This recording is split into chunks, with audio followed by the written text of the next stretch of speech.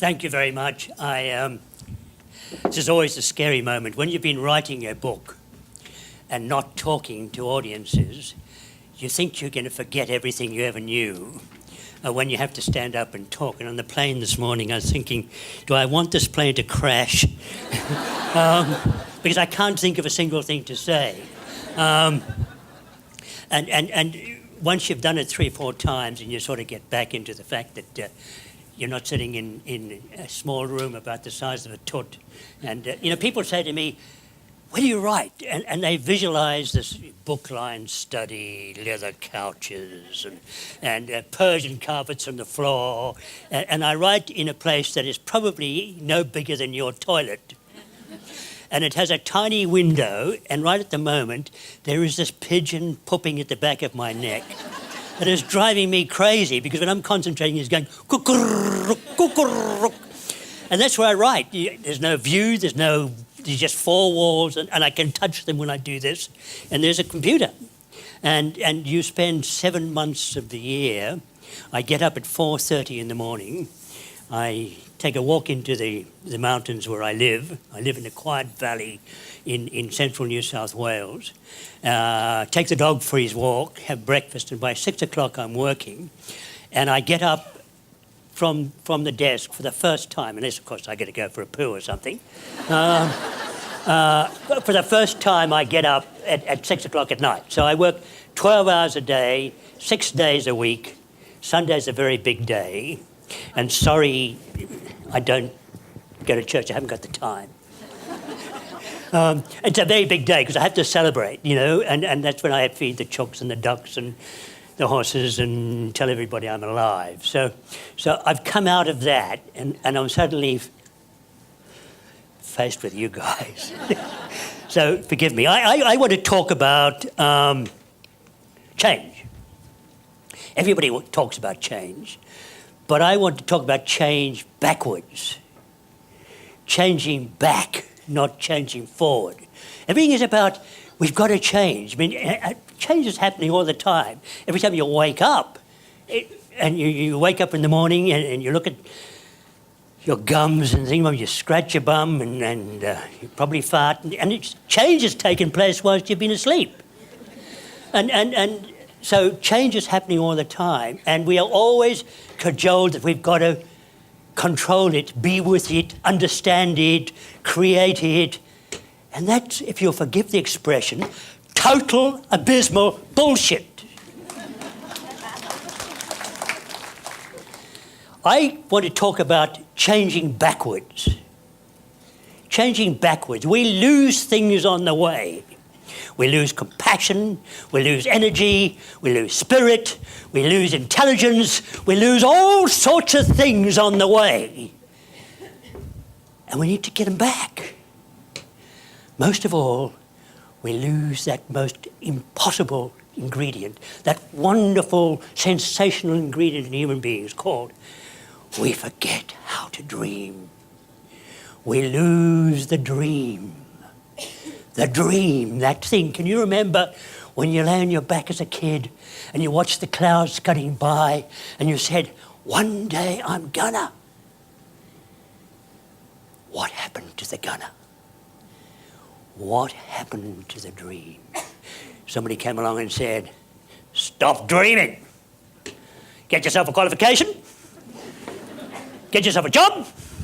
Get out there, kid, and be responsible. And that's exactly what you do. And then life goes on and on and on. Kids, husbands, the whole tragedy. And you think,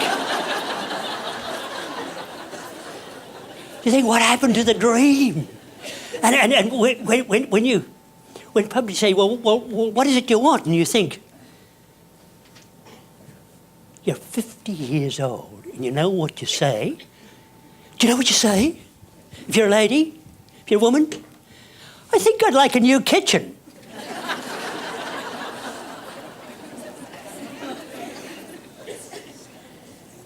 We've already put a new top to the house. We've got a swimming pool. It's above ground, but it still works. And we're thinking about having a little place down the coast we can visit in the weekends. That's if you've done really well. Those are the dreams. Oh, dear, oh, dear, oh, dear. Did you dream any of that stuff when you lie on your back and watching the clouds go by? None of that stuff happened. None of it happened. So we're going to go back. We can go back to the dream, that beautiful thing. Don't wait for menopause. The one day I'm gonna, one day, menopause. Why do you think it's called menopause? It's called womanopause. Those hot flushes, those are power surges. It's called menopause. You always know when a male's got it because the busiest part of his anatomy is his elbow. And he can't see his willy anymore because... And what's more, he's forgotten how to use it, or what it's really intended for. Secondary, of course. Menopause. Men. I was doing a presentation to the Carers Association. These are community people who look after people who are bedridden, etc. And I am the patron of the Australian Carers Association. I'm the patron of anything that has a nasty name. And I sort of said, don't wait for menopause, and did that little bit there. And afterwards, a doctor came to me and he said, mate, that's not male menopause. And oh, God, here comes the lecture. So I fold my arms, look at him like this, and he says, male menopause is based on the three nevers. You never pass a urinal. You never waste an erection. And you never trust a fart.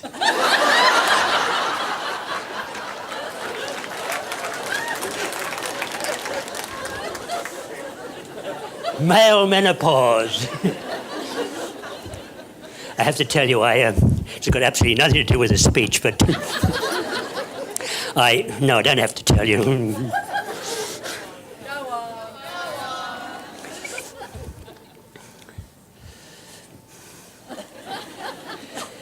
Deep down, I'm a bit of a wanker. Well, actually, not so deep down.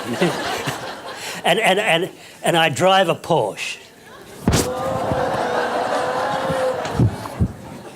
And I say to people, I drive a Porsche, it's 20 years old, and I drive it because of great German engineering. I drive it because I'm a wanker. And I'm at the stop streets the other day. I've come up to the city, which I hate doing, and I'm in the Porsche. I mean, when you look at me, I'm quite a dapper little man, wouldn't you say? I've come up okay, and I'm sitting in the back of the Porsche, and the hood is down, and it's going boom, sort of deep-throating for motor cars. And the sun is setting in Sydney, and the lights are red, and it's a beautiful halcyon day. And I look, and there on the pavement are two of the most beautiful young creatures you've ever seen in your whole life. And I go into instant postmenopausal lust. And I think, oh, look at those wonderful little bottoms. And I could just imagine one of them sort of sliding into the pigskin leather of the Porsche. And one turned to the other and said, look at that silly old wank in his menopause.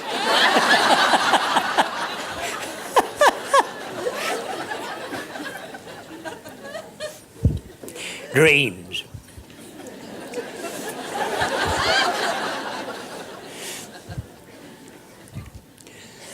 The things that, during the process of this talk, I'll probably tell you a little bit about where I come from, which I'm going to tell you for a start is from nowhere. And I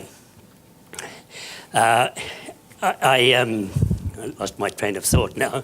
The thing I wanted to talk about was that I meet groups who say, yeah, it's okay for you, Bryce. I mean, you're a world-famous author, and you've had all the honours, and you're obviously a clever bugger. And we're not like that, we're just ordinary people. And I just think, I say, if only they knew, if only they knew. But there is a thing about dreaming. Nothing. The world is full of educated derelicts. They're everywhere. Unrequited genius is practically a proverb. The only thing that has ever made anybody achieve anything in this world is persistence. Persistence. Calvin Coolidge said that, President of the United States. Persistence. Never, ever give up. Never! You never give up! Never! Okay. So you stand up and you say, I have a dream. The last guy said that got shot.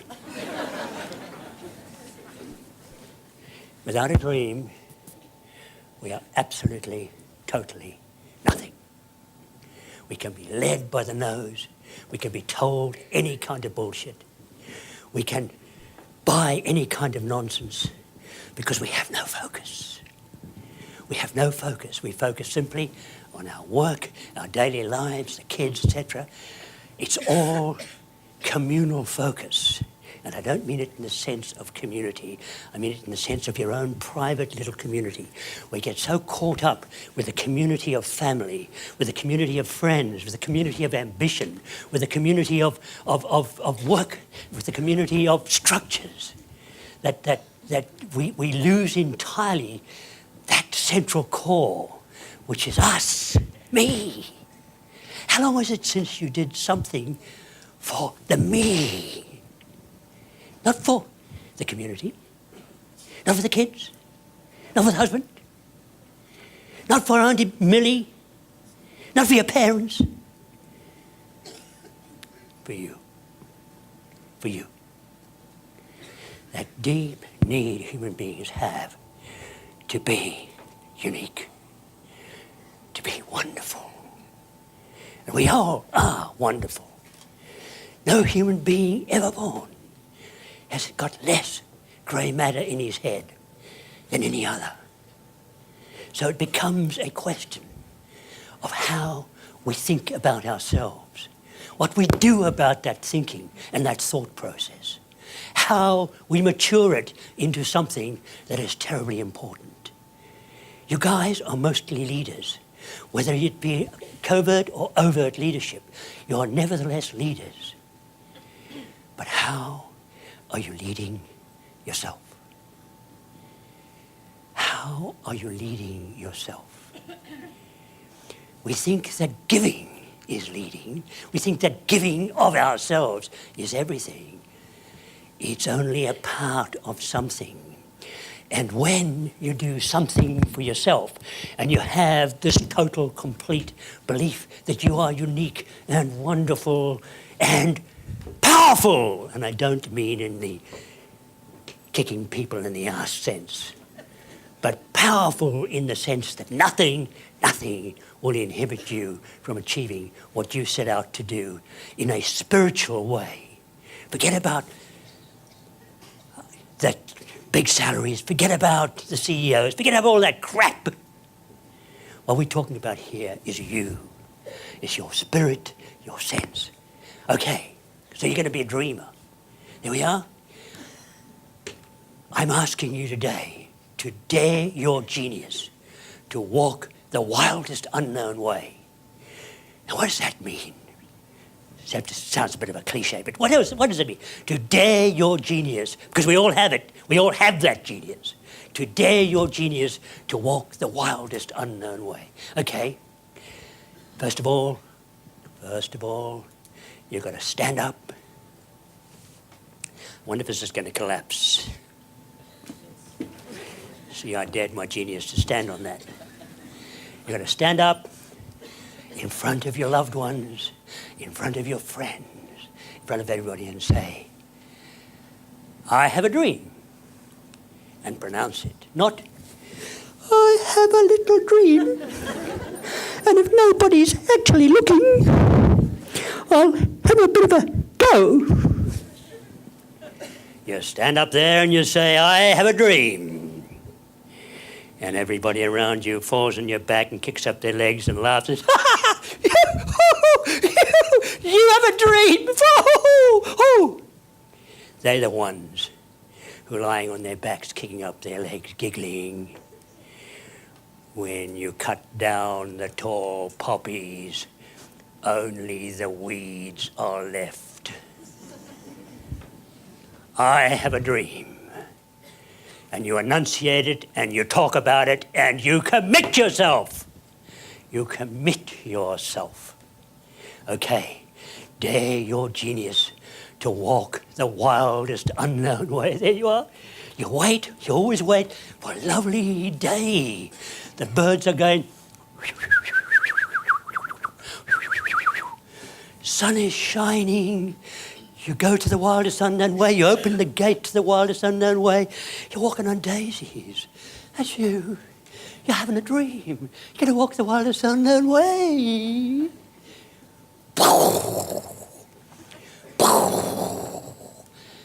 Thunder. Lightning. You look down and you're walking on shards of glass and it's pissing down. And you're worried. You fall into a bear pit. You come out of it. You're bare-assed. You're a mess. You walk a bit further along the wildest unknown way, and this lion jumps out and grabs you. And you're torn apart. You're a mess. Oh dear, the lion's got you. You're lined up. You're bare-assed. You're a mess. You walk a bit further, and this gang of pygmies grabs you, and bang! You've got 6 arrows up your bum. And you're walking down the wildest unknown way. You're shafted, bare-assed, lined up. You're a mess. You walk a bit further, and this white gang of Borneans gets you, and they grow bamboo through your chest. You're up to your eyebrows and excrement. You're bamboozled, lined up, whatever the other 2 things were.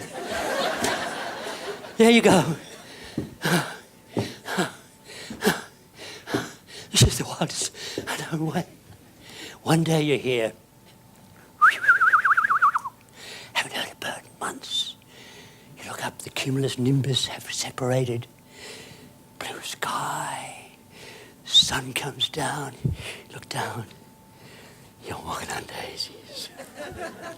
That's you. You look back, you say, I know all about bear pits, I know all about lion attacks, I know all about pygmies up my bum. I know all about bamboo through my chest. I'm not scared anymore. Because the terrifying thing about the human imagination is that we can imagine disaster far better than we can imagine success. So we stand there and we say, yeah, if I did that, just guess what'll happen to me? Well, you know we are. The old man's kicked me out. Kids won't talk to me. I'll lose my job. We won't be able to pay the mortgage. Ah, thank you, Bryce, Courtenay. Get stuffed. Disaster. Disaster. We always see it. We see it clearly. If we could use the same imagery for success, we'd all be hugely successful. Because our imagery for failure is absolutely perfect. It's pristine. It looks beautiful. We can see the edges clearly. Everything is in pure, perfect focus. Disaster focuses beautifully. Joy, wonder, dreaming is blurry stuff, isn't it? It's blurry stuff. Go for the blurry stuff. All you got to do is get your focus right. You got to pull focus, kids. Pull it till it's sharp, till it's sharp. That's what we're about. I was born deep in the heart of the Lubombo Mountains. If any of you come from South Africa, this is the deep north. If you come from America, this is the Ozarks. This is Hillbilly. This is where They speak only one language in South Africa called Afrikaans. And I was born illegitimately and placed in an orphanage deep in the heart of the Lobombo Mountains. And my name was Bryce Courtenay, an English name. Now, the Boers have a very good reason to hate the English. Where I was born, during the Boer War, the British started the world's first concentration camps. They had a scorched earth policy because the Boers were people who were guerrilla warfare, and they rode on horseback. They got re-provisioned at night from the lonely farms, so the British came along and they just burned all the farms and all the crops, and they put all the women and children in the world's first concentration camps. And 27,000 women and children died in a period of 3 years in the concentration camps. 27,000 women and children.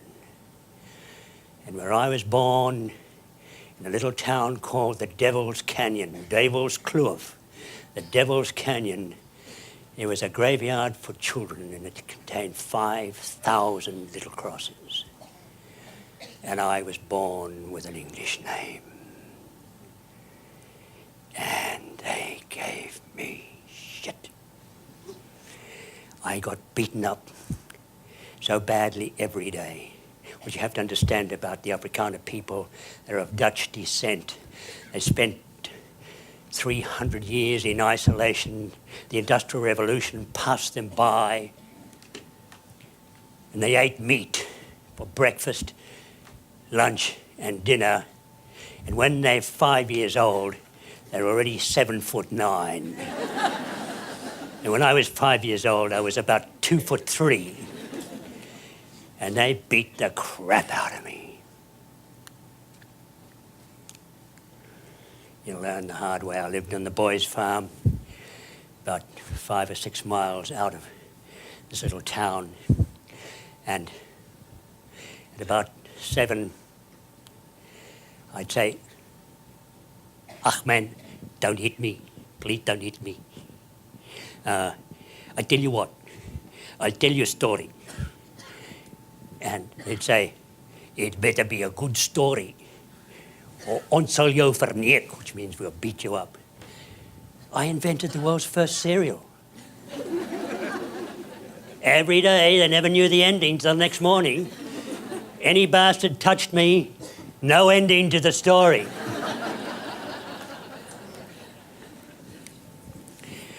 At the age of 7, we used to have to collect wood in the forests, and the little kids had to collect kindling, and the big kids would do the chopping.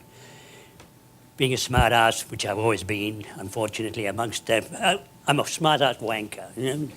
It's the worst combination you can get.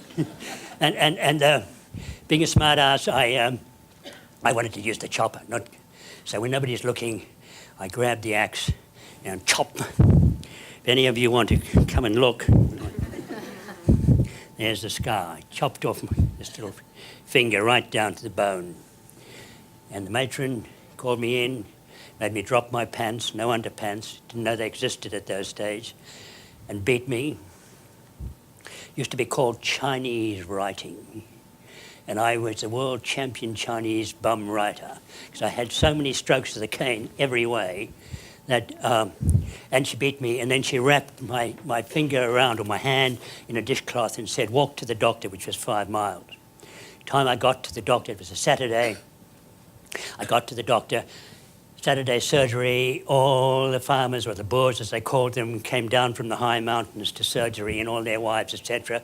Kid from an orphanage doesn't jump the queue. So I'm sitting under a tree waiting for everybody to go, and I'm bleeding and bleeding and bleeding. The doctor comes to close his surgery at 6 o'clock at night, and he sees this little kid sitting under a tree, unconscious. He picks me up, takes me into his surgery, he puts a drip on me, he stitches up my finger, and a couple of hours later I'm okay. He says, "Look, I'm going to call the orphanage to come and fetch you, because I have to go and do some operating. There's been a fight in the African location, or as it used to be called in those days, the Kappa location. And I've got to go and stitch heads, but look, just stay here, the orphanage will come and fetch you. And I looked at him, the orphanage going to fetch me? You've got to be joking. So they didn't come and fetch me, of course they didn't. So I crept under his house, and it was like a Queenslander on stilts. And I crept under it, and I'm weak as anything and desperately tired from the loss of blood, and I fall asleep. I wake up in the morning, the sun is coming through the floorboards, and I'm propped up against a large box. And being a curious kid, I stand up, because I'm only about that big anyway, and I look into the box, and it's full of books. And they're in English. That's why they're hidden underneath the house. They're in English. I didn't know at the time they were in English because I couldn't read anything.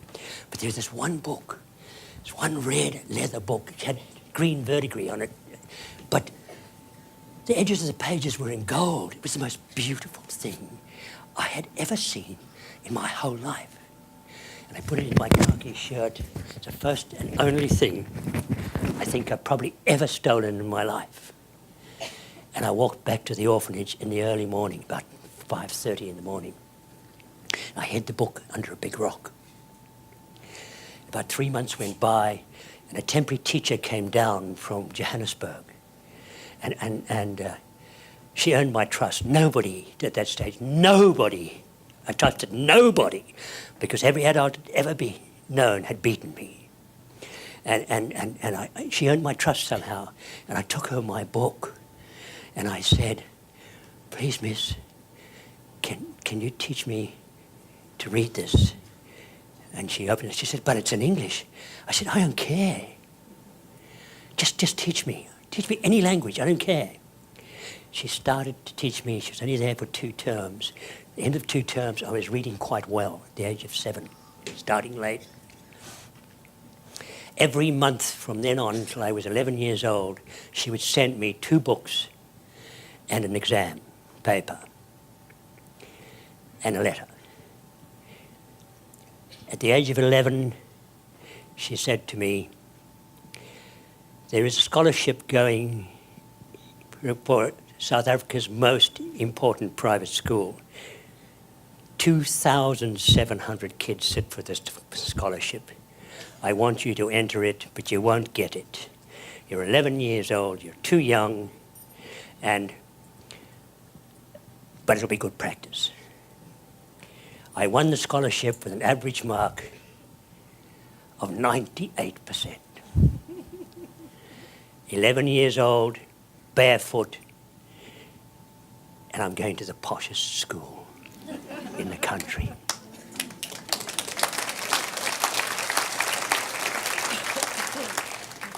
Kids, you've got to have a dream. You've got to dream as possible.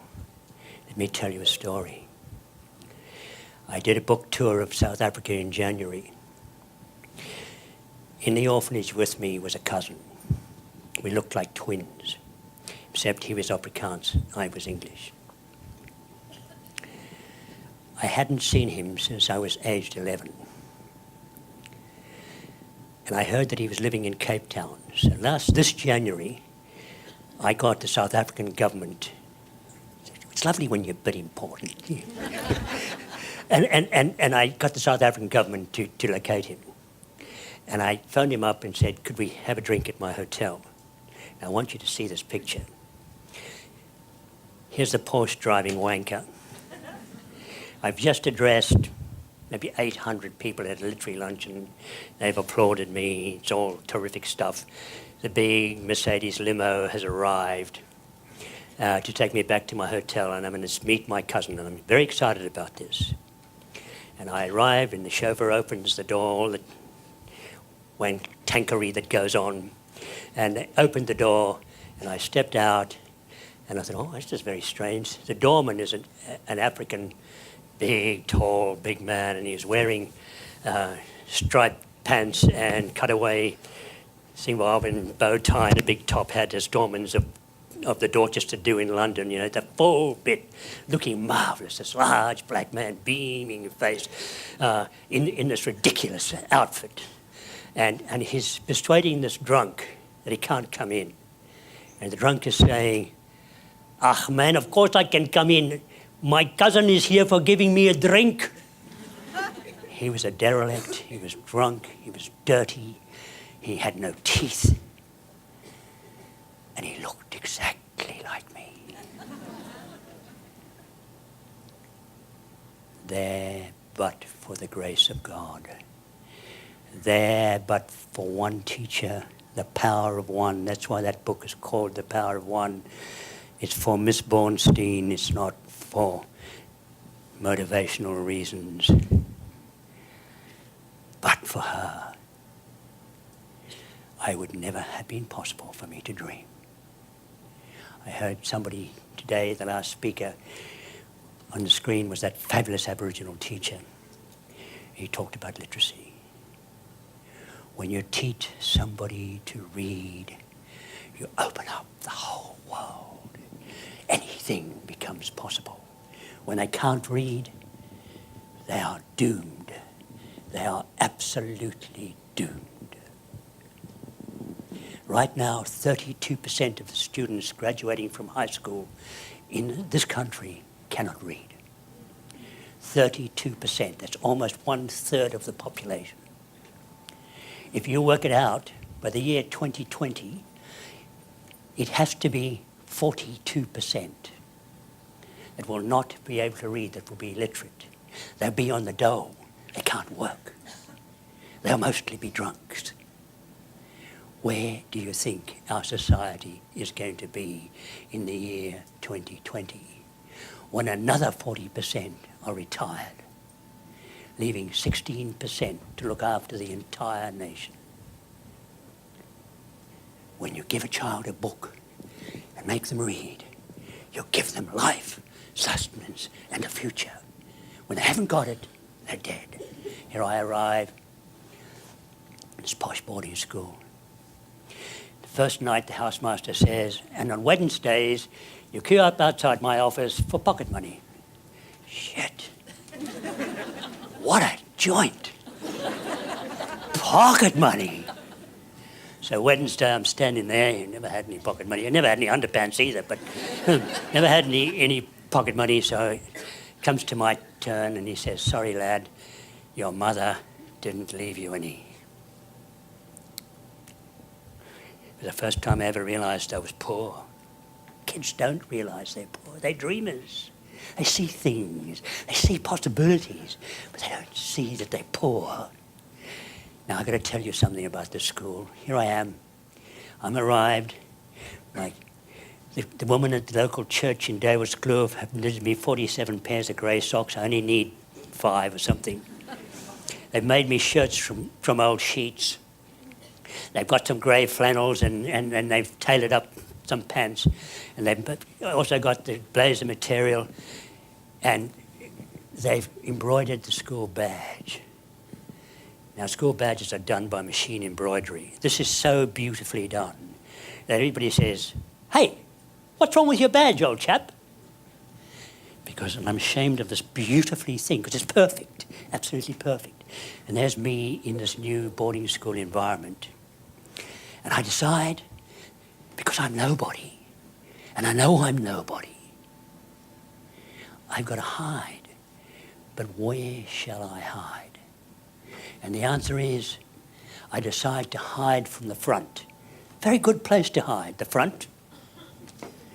The back, they always cop you. But in the front, they can never catch you. So I hide from the front. I shoot for the country. I box for South Africa. I play rugby in the first 15.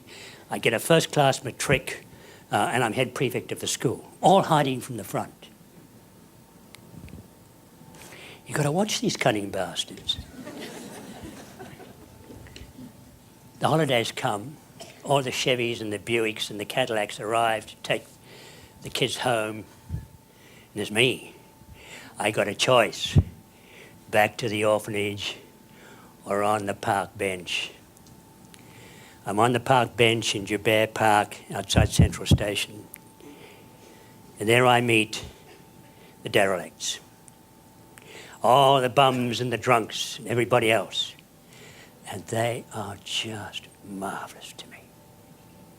They are just marvellous to me. And we form a community. And every holidays, I take them off to Johannesburg General, have them checked out. Anybody who's got scabies or anything like that, they get treated. And the whole thing, and then you put the hat around, and I've got a fiver when the term comes, and I leave the benches and I go back to school. And there I am again, do that. I'm the boss around here, hiding from the front, but you don't know that, silly buggers. And life goes on, and life goes on. And the other day, a couple of years ago, I wrote a book called Matthew Flinder's Cat. And in Matthew Flinder's Cat, this is the story of a derelict in Sydney. And I'm on one of those posh literary programs on the ABC, and this rather posh lady says to me, "Oh, Mr. Courtenay, do you not think it's somewhat a presumption? I take it that you're a very wealthy man, and you're writing a book about the underclass, the derelict. How could you possibly know anything about them?" And I said, "Yes, I know, it's a bit of a presumption, isn't it?" The derelicts were amongst the most cherished people of my school life. I loved them. I adored them. I helped them as much as I could. It was a community thing. We started from that little group. It's still going. A program for alcoholics in Johannesburg. Anything is possible. Okay, back to your dream. I'm talking about me. Back to your dream. Okay. Now, I'm going to give you a mantra for dreaming. Write this down. Tattoo it on your bums if necessary. It's hugely important. It's hugely important. This is the mantra for dreaming. Get this right, and you're going to be okay. I promise you, I promise you, I promise you, I promise. Promise! Okay, pens ready. Tattoo parlour next Wednesday. Okay, it goes like this. When you're skating on thin ice, you might as well tap dance. That's it. When you're skating on thin ice, you might as well tap dance. There you are. You're tall and deaning. You're wonderful. You throw her up in the air. She does a double somersault. Don't know why the woman always has to do the difficult stuff. She throws your legs. They're wonderful. They're playing Brahms's violin concerto, and you can see the gold medal in the distance. You are fantastic. You are marvelous. And you're falling! You're falling a hole in the ice. And you come out spitting and gurgling. There's always 6 people on the perimeter of the hole. One's got a 10 above her head, 9.9, 10, 10, 9.8. There's always somebody from Ghana gives you 3, bugger him. 10, 9.9. And they say, "Did you see that entry?" And they pick you up and they tell you off. And they're with you.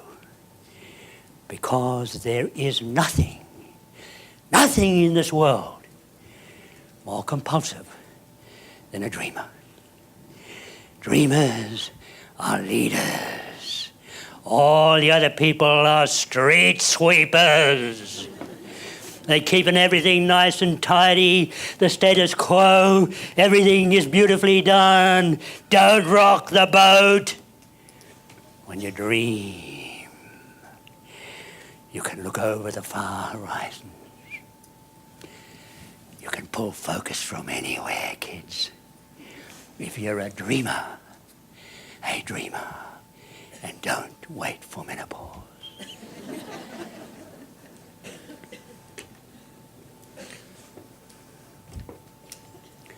When I left the benches, having matriculated, I'm back on the benches. I've got a scholarship to a famous university in England, and I've got to wait till the Michaelmas term takes place, which is October, and I've got to get a job. And I'm back on the benches in Joubert Park, head of school.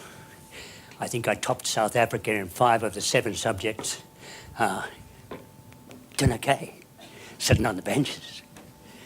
And there is Lofty van der Merwe. Lofty van der Merwe is genuinely 7 foot. and he's thin as a pole.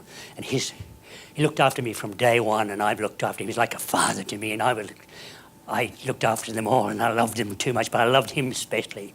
And he's sitting there, and the sun is setting over the park, just next to the art gallery. I'm also an expert on art. People say, how'd you learn so much about art? It's because it was cold outside in the winter. And so Lofty is sitting there, and he's got his bottle of brandy wrapped in a newspaper.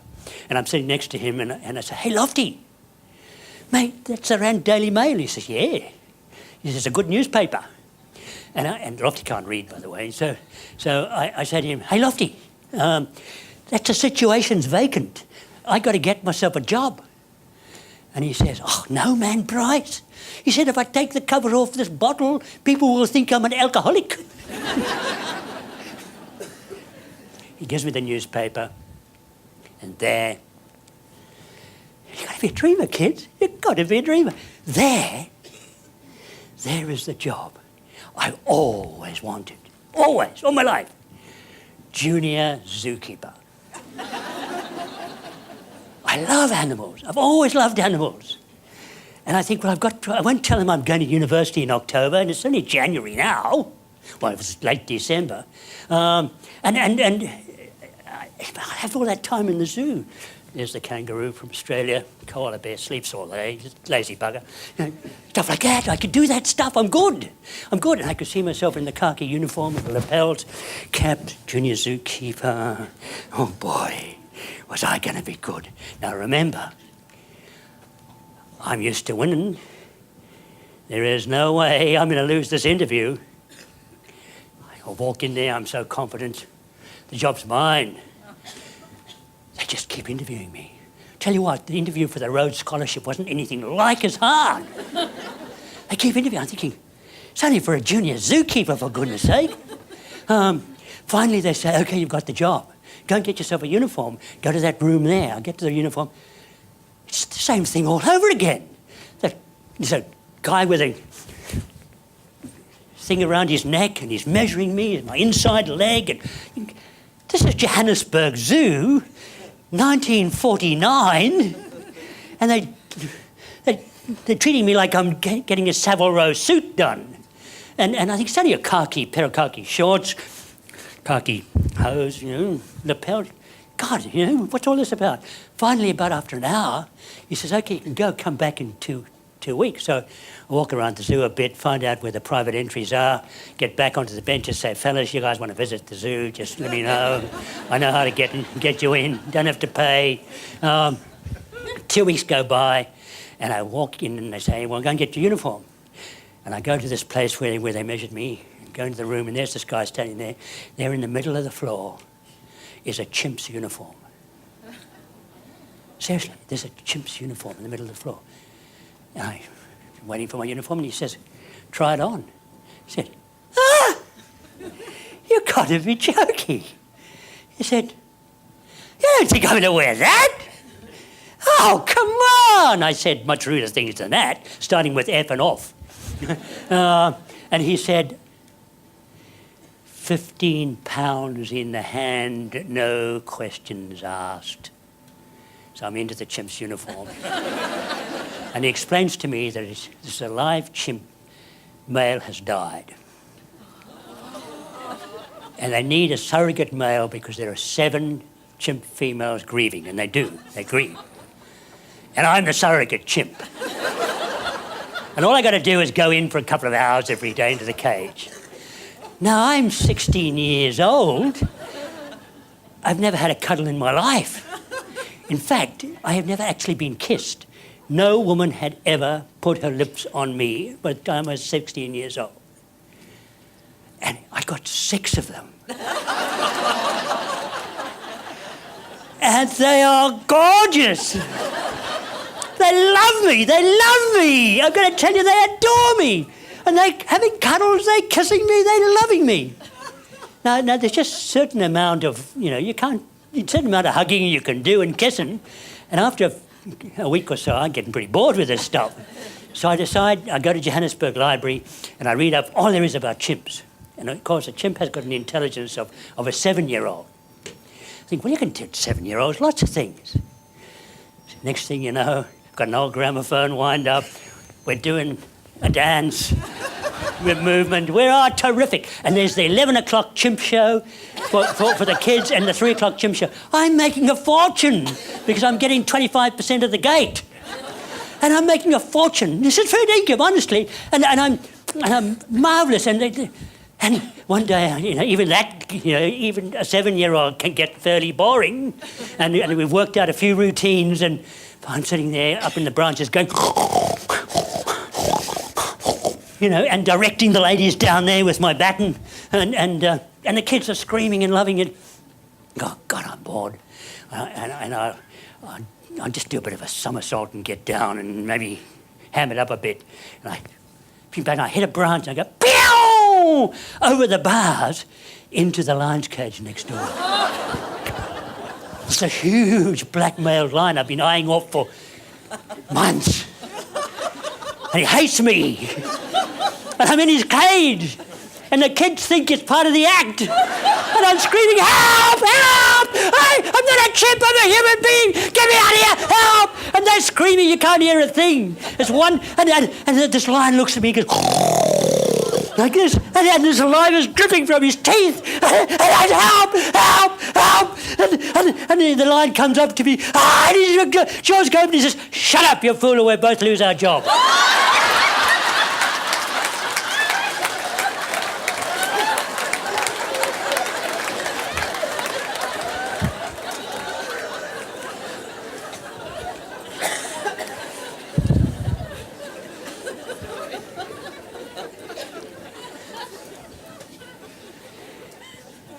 Kids, you can do anything. You can do anything in this world you want to do. All it takes is imagination, guts, determination, and love. But don't forget to make a monkey of yourself every now and again. Thank you.